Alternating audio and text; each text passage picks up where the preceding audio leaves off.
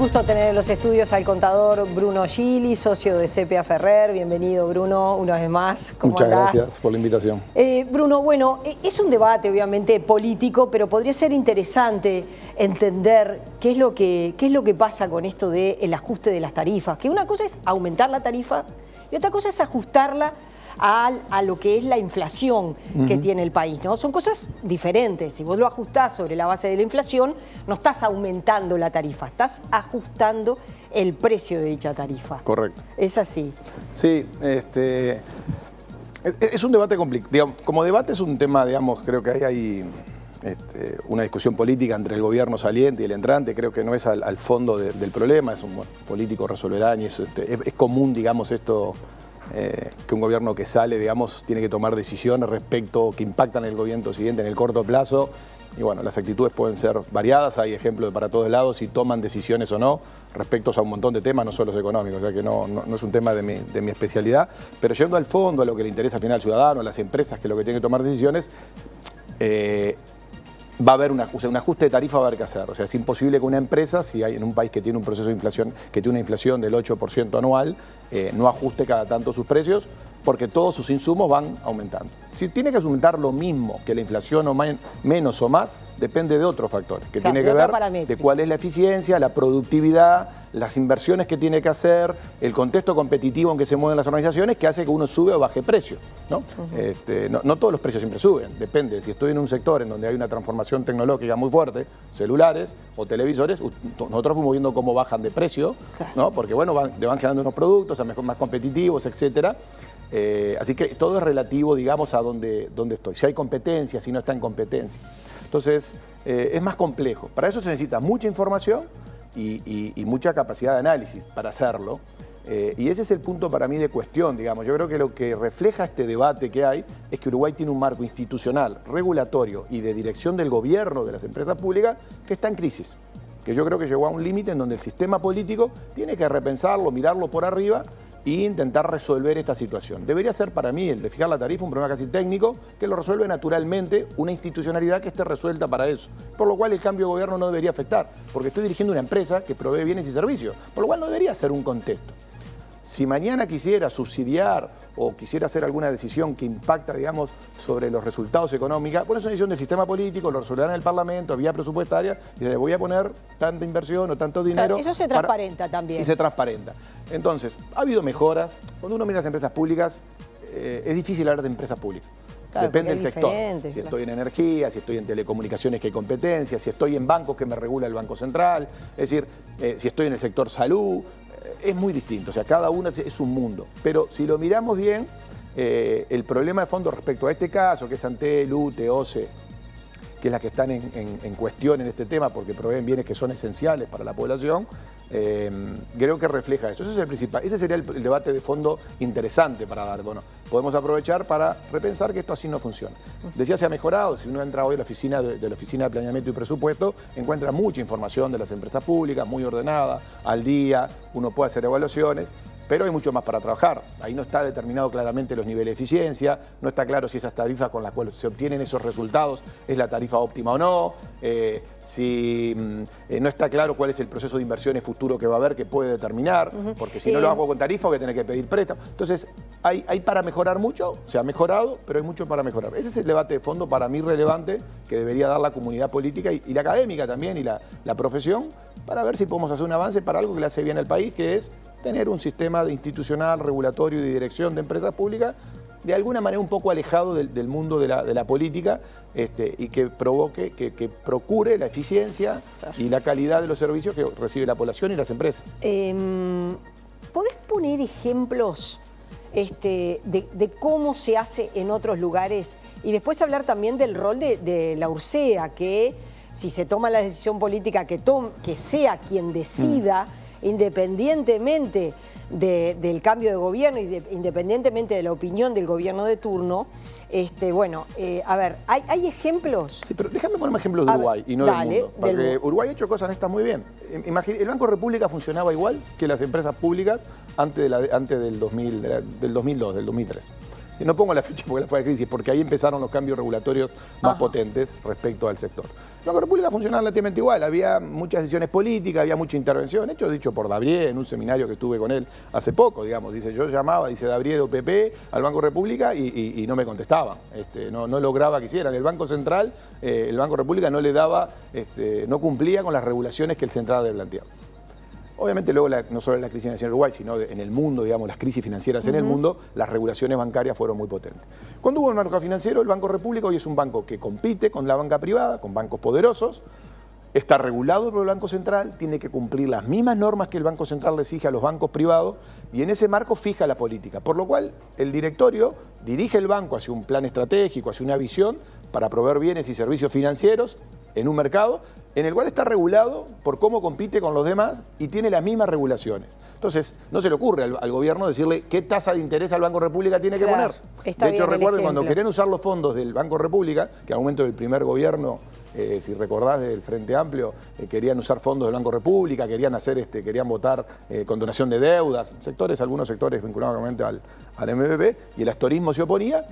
De hecho, algunos sectores de la oposición decían que había que hacerlo. Digo, miren, el Banco República está bajo normas, le voy a medir por su rentabilidad, tiene que mantener su patrimonio para cumplir con las normas del Banco Central. Por lo tanto, no se puede hacer. Bueno, después se inventó el Fondes, las utilidades se distribuyen y fue una decisión política. Se crea por ley un fondo. Pero no el Banco República. Que se fundará, pero que son las utilidades que pueda distribuir el Banco República si gana.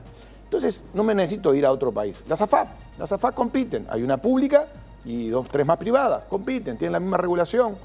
Y entonces siempre puede haber cuestiones del sector privado que a veces el Estado tiene algunas ventajas competitivas por otros factores, pero esencialmente uno puede ver ahí que hay una regulación que intentó ir a mecanismos de eficiencia. Seguros, compiten.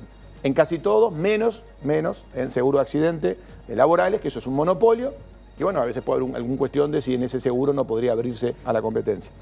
Entonces, lo que uno debería pedir es que todas las instituciones, las empresas públicas tengan algún marco. A veces hay monopolios naturales, ¿no? Y cuando hay tiende a haber oligopolios, digamos, y bueno, y uno podría, ahí lo que necesita es una regulación muy fuerte, que la URSEA o la URSEC cumplan su rol de poder determinar con claridad cuál es la calidad del servicio que tienen que dar estas empresas y tener algún contento de precio, que el precio responda al costo, que es un tema complejo, no es solo los gastos del año, hay que ver las inversiones que se hicieron y las que hay que hacer, los costos de oportunidad que están implícitos, que permitan tomar una política de precios acorde a la calidad que debe recibir. Y eso hay que regularlo. Entonces no tendría este problema, porque en realidad debería haber sido casi natural, debería ser objetivo el proceso, acá están los datos, acá está la información, así funciona relativamente en Europa, por aquí llegando, y por lo cual es casi una decisión técnica que toma el gobierno corporativo de las empresas públicas, los que les toca dirigirla, decir, bueno, está la tarifa para este periodo, de acuerdo a estas pautas que tiene. No depende de lo que decida el Poder Ejecutivo, el Ministerio de Economía. Podrá influir. En la vida siempre todo el mundo, porque al final alguien son propietarios de las empresas públicas. Entonces también ahí uno puede, por eso cuando hablamos de la institucionalidad es, bueno, ¿quién es el propietario de las empresas públicas? Se supone que todos nosotros. Pero ¿quién es el accionista? ¿Quién actúa de accionista para regular eso ahí? Son los ministerios, es la OPP, en Uruguay es muy confuso, uno lo ve, es el Ministerio de Interior, es el Ministerio de Industria, es la OPP, es el Ministerio de Economía. Entonces, ¿qué pasa? Vos decís, cada uno tiene intereses distintos. El Ministerio de Economía quiere caja, necesita plata, tiene que bajar el déficit fiscal. Entonces prioriza que les mande dinero. Y capaz que eso no es lo que es consistente. O no lo dejan endeudarse. ¿No? Hay ejemplos. Ahora tenemos un ejemplo que me parece que son, ahora que pasó el periodo electoral, no genera tanto ruido, porque en la época electoral todo lo que decías, alguien lo asumía que era para favorecer o castigar a alguien. Entonces, ahí hay mucha complejidad. Eso tiene que ver con el marco institucional y regulatorio, ¿no? De cómo definimos y separamos los roles, ¿no? ¿Para qué están las empresas públicas? ¿Para proveer bienes y servicios? ¿Para desarrollar los mercados? ¿Para mejorar la eficiencia en este funcionamiento? ¿Están para recaudar fondos para financiar otras obras, otros gastos del Estado?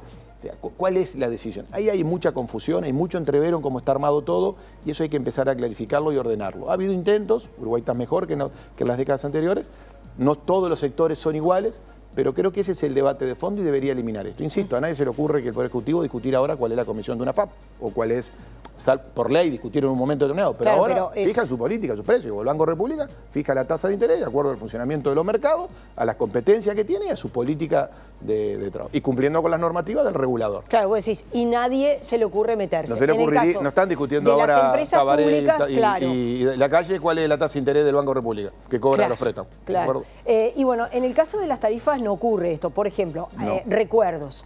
Era el presidente Jorge Valle, el ministro de Economía Isaac Alfi, y bueno, en enero de 2005 el combustible no aumentó. Aumentó en el gobierno del Frente Amplio en abril 2005. Podría estar pasando algo similar. Sí. ¿Por qué se decidió en el 2004, en el 2005, en enero, durante el gobierno de Jorge Valle?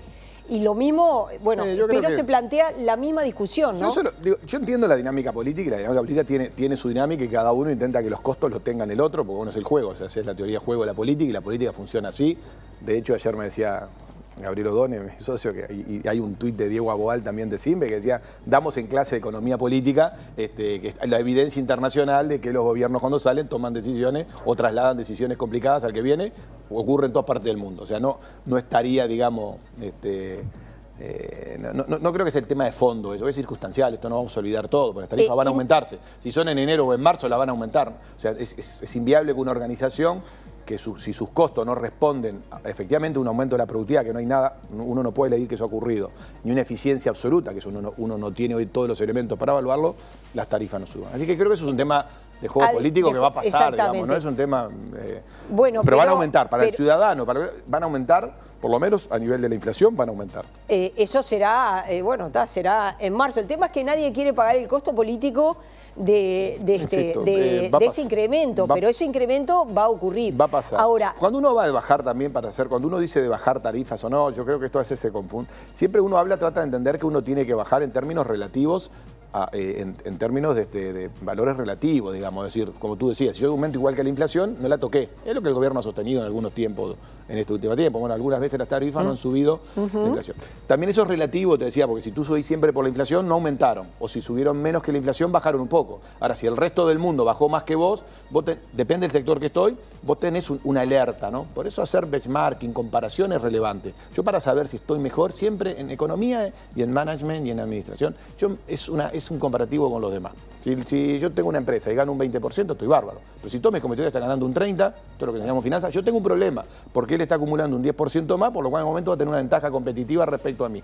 Entonces, siempre esto es relativo, ¿no? Y lo mismo pasa con el combustible en la región, digo, si en Argentina y en Brasil o la energía, está más barato que en nuestro país, eso genera un problema. ¿A cuánto estaba el petróleo? No sé, yo no recuerdo ahora cuánto estaba el petróleo en el 2004 para justificar bajarlo. Capaz que justificaba o no lo sé. En cada momento. Vos decís, las herramientas institucionales el Uruguay las tiene. Sí, mira, ellos tienen la OCE, OPP, ahí está avanzado mucho en este periodo creando un sistema de información bien interesante. Yo llamo a ingresar a la oficina, todavía no es todo lo que uno esperaría, pero es muy superior a lo que había antes, uno tiene libertad. En Uruguay hay cierta... Salvo, digamos, los profesionales, que obviamente lo hacen de la economía, muchas veces vos ves el debate y no hay número, ¿no? Es todo, porque al final estamos discutiendo, pero nadie puso los números arriba de la mesa, la discusión, necesito ver los números acumulados a hoy, la mejora de la productividad, cuál es la perspectiva que tengo adelante, cuál es la proyección de estado financiero. Si yo soy un banco, para un crédito, cualquiera, al público, privado, me va a pedir que le diga a 12 meses, y si le pido plata más tiempo, a 24, a 5 años, cuál es mi perspectiva de negocio. Y sobre esa perspectiva tengo que definir cuáles son mis precios y mi demanda con lo cual voy a satisfacer eso. Y eso es lo que fija el precio. En este caso yo me gustaría ver, por ejemplo, cuáles son las proyecciones financieras a 2020, a 2021 que tienen las empresas públicas, de acuerdo a mi objetivo, para poder determinar si subo tarifa o no. Otro problema es, y entonces saldrán los economistas macro con razón, y decir, pará, tengo un problema del 5% del déficit fiscal, si tú me sacás 400 millones de dólares me aumentás el problema, así que seguí mandándome plata, así que mandame la tarifa. Ahora, si yo no aumento la tarifa, capaz que no le envío eso. Pero otra pregunta es que las empresas tienen que invertir. Antel, yo no lo tengo el dato ahora, porque pero yo mirando los balances de Antel, me da la impresión que tienen que invertir mucho Antel los próximos años. 300, 400, 500 millones de dólares, entra 5G, va a ingrentar o no ingrentar, tiene que hacer inversiones todavía más de conectividad, o sea, hay que renovar, o sea, toda una serie de cosas que las empresas de comunicaciones son muy potentes. Bueno, porque estamos constantemente innovando. Si lo puede financiar con lo que tiene, o le van a dar, entonces te voy a dar línea de crédito. Yo te quería contar un ejemplo que un día yo lo viví, esto trabajo profesional, creo que no estoy diciendo ninguna infidencia, pero a mí me consta que en algún momento en algún gobierno había una decisión que tomar de invertir o no, y el Ministerio de Economía en general dice yo controlo el flujo de las empresas públicas. Y depende del poder político, alguna empresa pública tomó decisiones de invertir sin darle importancia al Ministerio de Economía y otras que eran relevantes, en este caso era OCE que me cuesta, no podía hacer la inversión porque cumplía con las normas que le estaba dando el gobierno central. Ese tipo de gap, que el presidente de un ente público pueda decidir si yo cumplo o no una norma, eso no puede ocurrir en un marco institucional, regulatorio y de gobernanza que sea profesional y cruzado. Bruno, la política cuando se discutió en el Poder Ejecutivo y en el Parlamento, no en las empresas. Esa es mi visión, y creo que es compartida por la mayoría de los profesionales, de donde tú lo quieras tomar su origen político, filosófico, religioso o académico.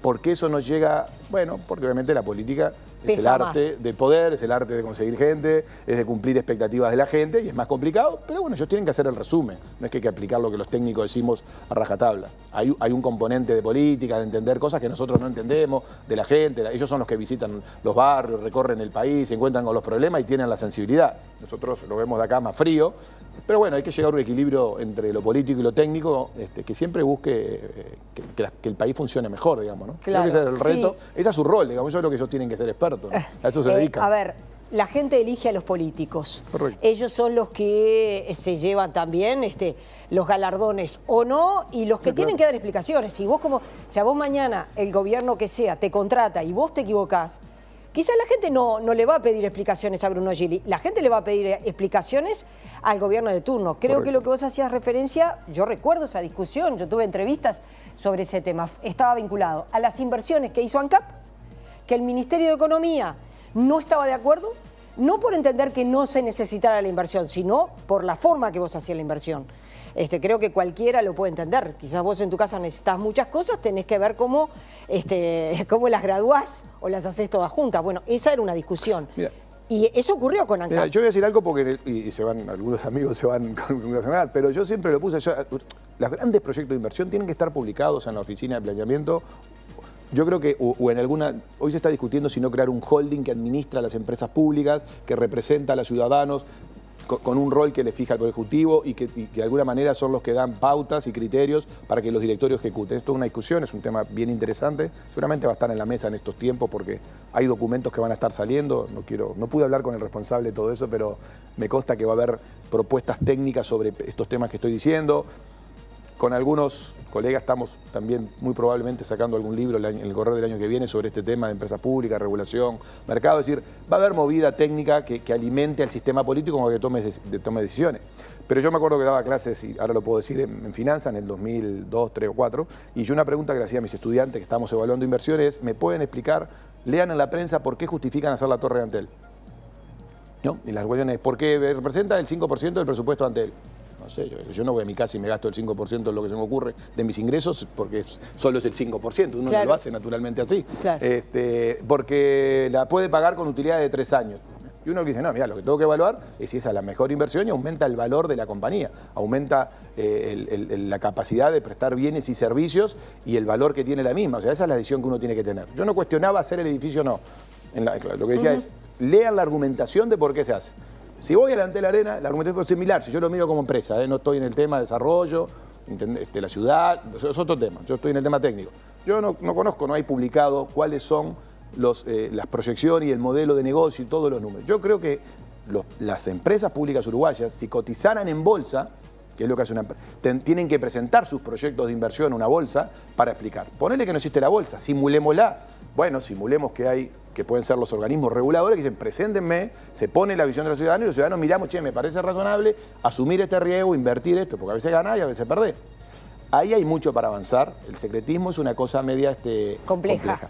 En el final me quedo con dos cosas. Primero, que es inevitable, indefectible, que la tarifa va a aumentar. Sí, yo no tengo duda. No sé si en enero o marzo, pero va a aumentar. Y después que seguramente se va a instalar la discusión para que no vuelva a pasar lo que pasa cada vez que cambia el gobierno, digo cambio incluso de tinte político sobre todo, que ocurre esta discusión que es la que se está dando ahora, que fue lo que pasó en 2004, 2005 y que ocurra, según vos, hay que poner como ejemplo el propio Banco República, esa profesionalización. Sí, eso es así. Yo creo que hay un reto para todo lo que es...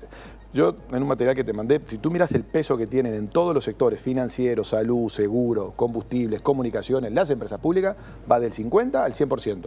Son muy relevantes en el funcionamiento de la economía.